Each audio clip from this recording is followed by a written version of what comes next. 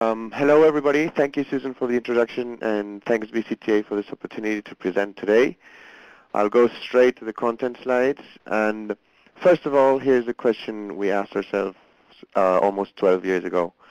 So as the world population rises, how can businesses help to meet the ever-increasing needs of a growing world while protecting threatened resources such as clean air, water, and biodiversity?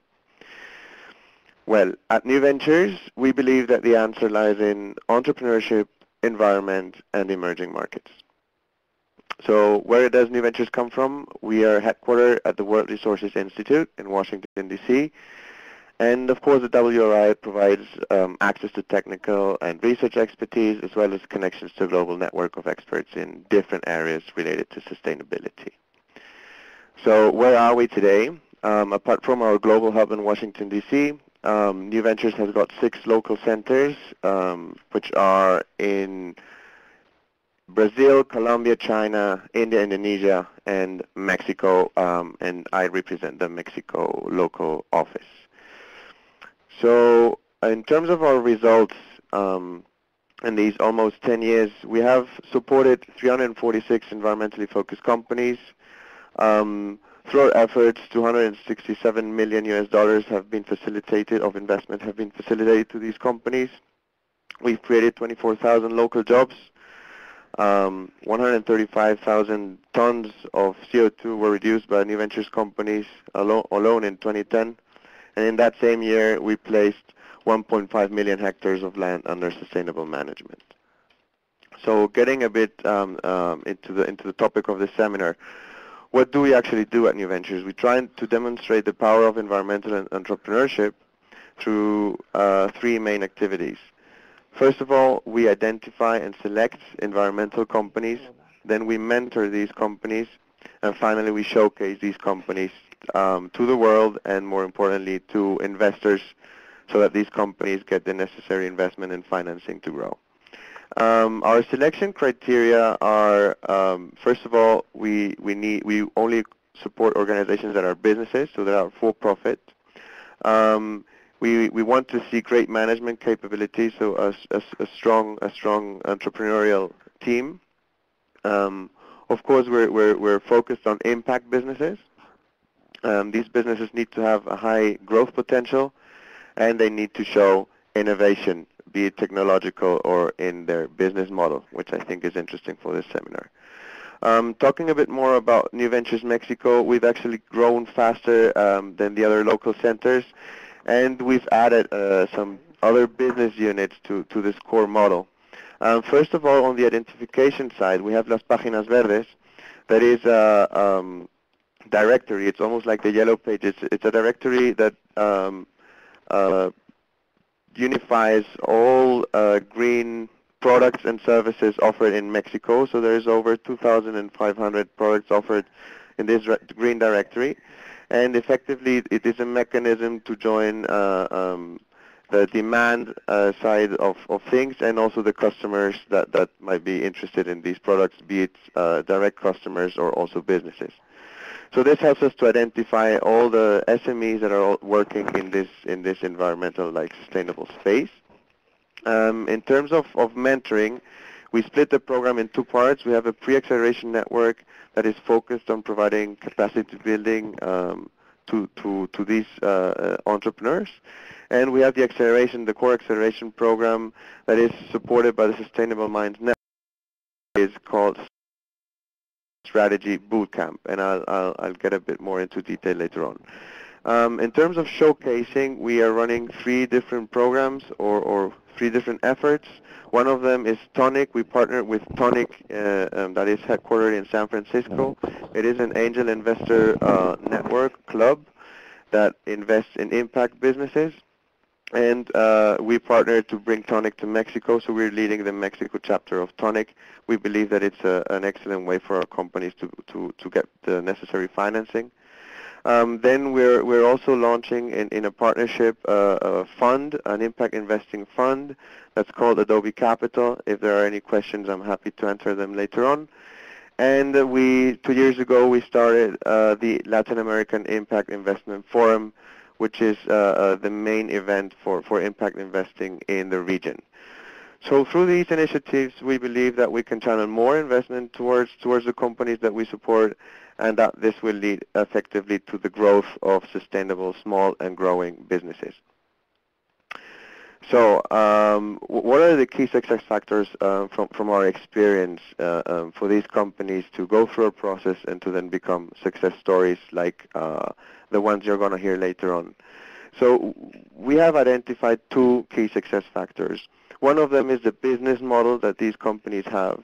That, of course, is something dynamic and that has to adapt, as Susan mentioned before, and as it's key, and we will see through this webinar. And the other one is the entrepreneur.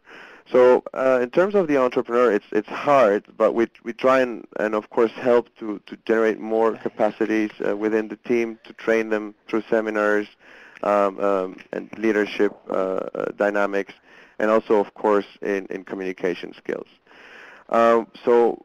But what is more important today, I think, is the business model. And here we're talking about sustainable business models that, of course, have to basically address these three P's of the triple bottom line: profit, people, and planet.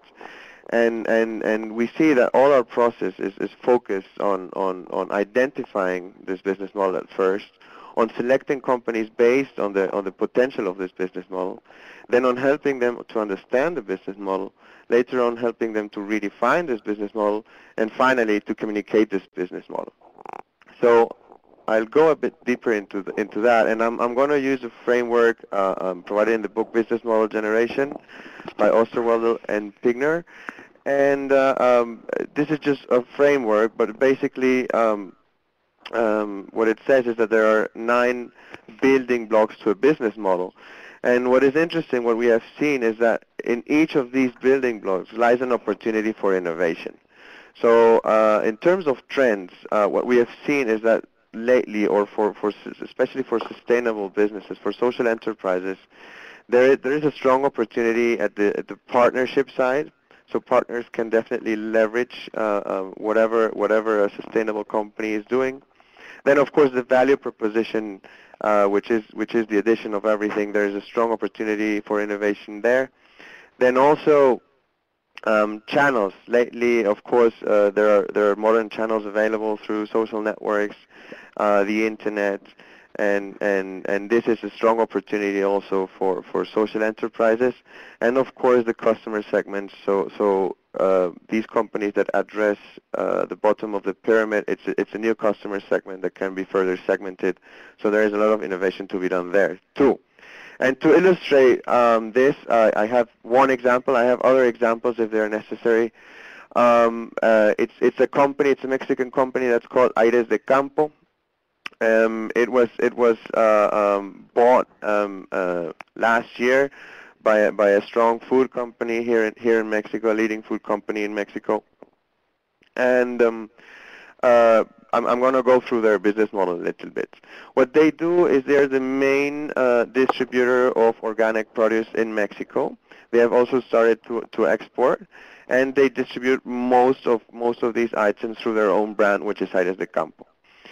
So what are their products? They're widely accessible, they're unique, they're high quality, they're fair trade and organic.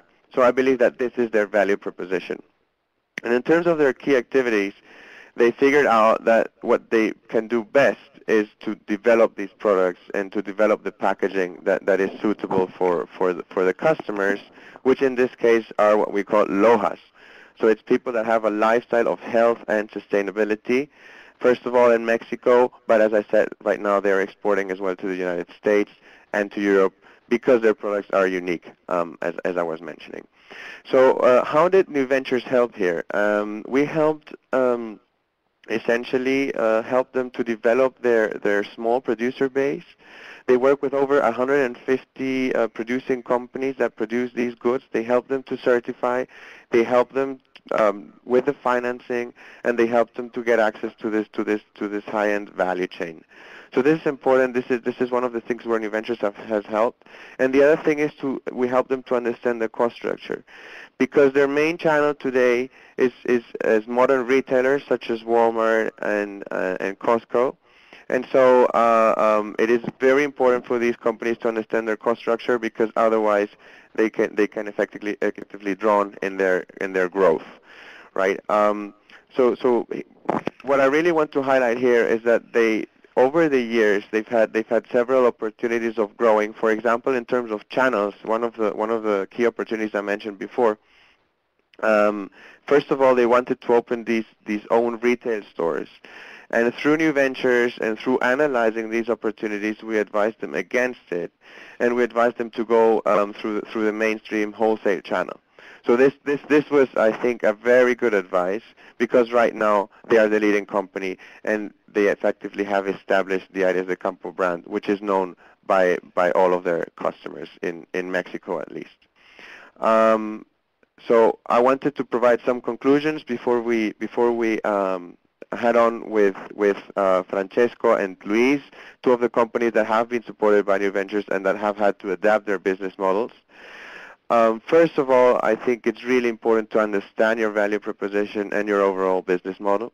So then you can find opportunities for business model innovation in these blocks that I mentioned.